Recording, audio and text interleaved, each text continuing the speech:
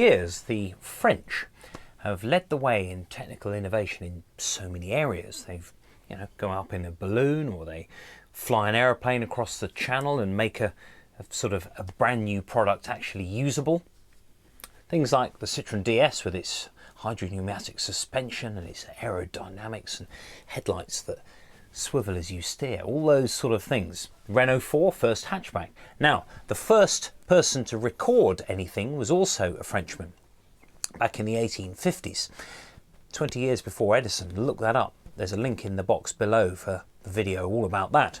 Now, continuing on the line of the French audio innovation is this, the Prodipe Natural 6, which is a fantastic amplifier.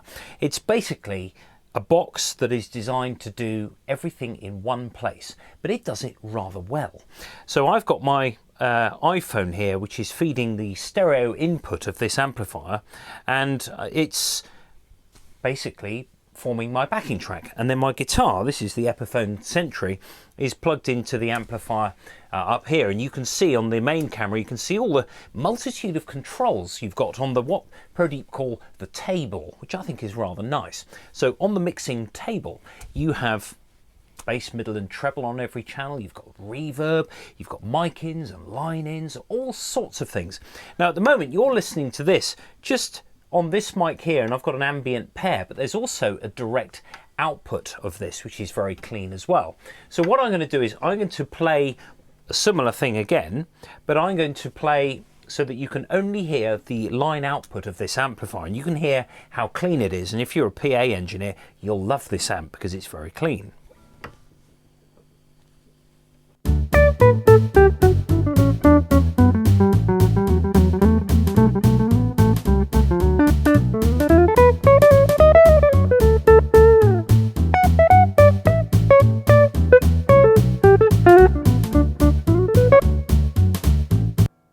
Now, going back to the mics, we've just got the mics open again. On the top, you've got the channels. So I've actually got a microphone here. I'll drag this over here so that you can hear that as well. So just through the direct output, 1 2 1 2. Hey, hey. Now you can feed. That's just a SM58, which is feeding the amp there. But you could put a mic that's got phantom power, that needs phantom power, because you've got it here. You can even use therefore a DI box if you need to plug a keyboard or any other things in that you like. Now the tone controls are very wide ranging on this.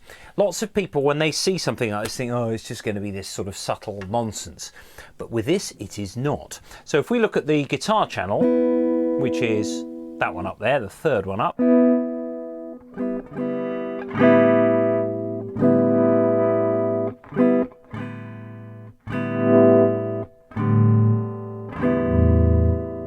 there's absolutely plenty of variation. So you can make the pickup on this Epiphone Sentry sound like an acoustic guitar.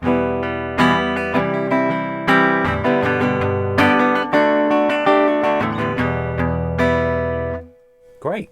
Now I know that the inputs say line in, which might put some of you off who know all about your sort of impedance matching.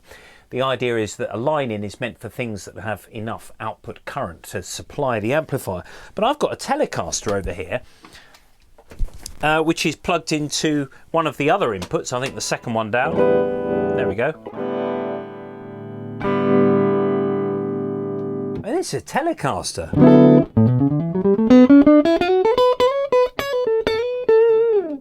It hasn't taken out any of it hasn't loaded the pickups at all in any way. So an electric guitarist could use this. Indeed, if you turn the treble down a bit, the mid-range up and the bass down, and then your gain up a bit, I mean, that's not going to set the electric guitar world on fire, but if you've got a duo with an acoustic guitar and an electric guitar, you can do it, and away you go. And you've got reverb on every channel as well. The reverbs themselves are switchable. You've got a button up here which decides between 8 different reverbs.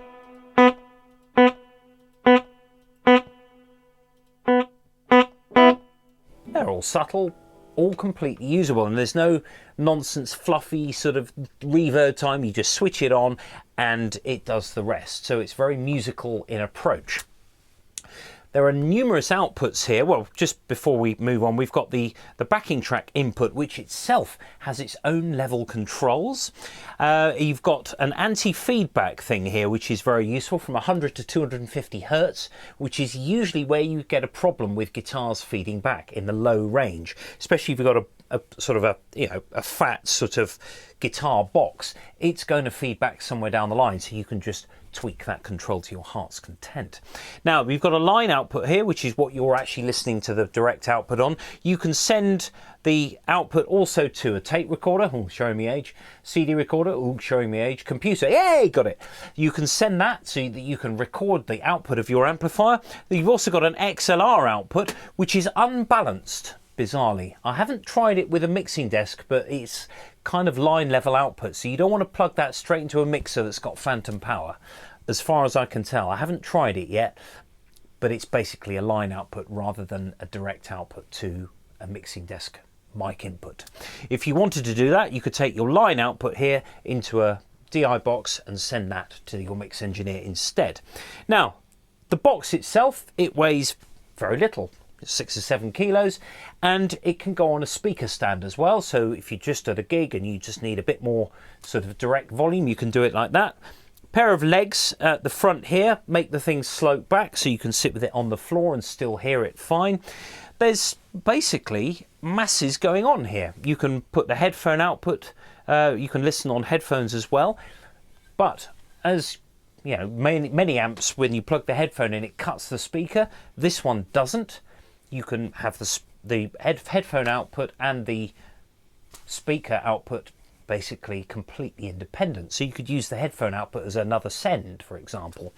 You can do anything with this. Now, the master outputs, you've got the main volume for the amplifier here, you've got the reverb return level, and the volume for your line output. I've got that set to maximum as well, just for the recording. As I've just shown you, the high, the mid and the low controls, the tone controls, they are very, very wide ranging, which allows you to connect things like this. You could connect a bass up to it. Haven't tried that yet, but you can connect anything up to this, and there's 140 watts of RMS power coming out of this thing. So 100 watts of it is the woofer and 40 watts is the tweeter. Now that's quite important to understand, because 40 watts for the tweeter is actually quite high powered, and what really kicks from this is the treble range, especially when you've got your vocals, because there's not a huge amount of sort of ultra low end with vocals. Really what you want to do is you want to have the mid range and the treble coming out, and that's dealt with the tweeter here. Now the bass, that sounds pretty decent with a fretless bass. Just take the mid range to the bass control up.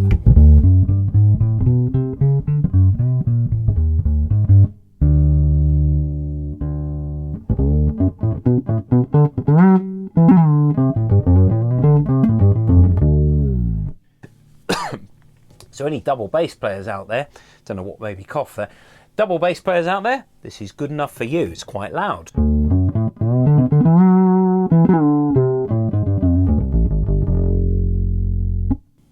What's not to like? So there we are, the Prodipe Natural 6.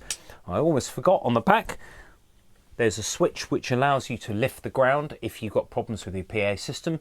So really, they've thought of absolutely everything.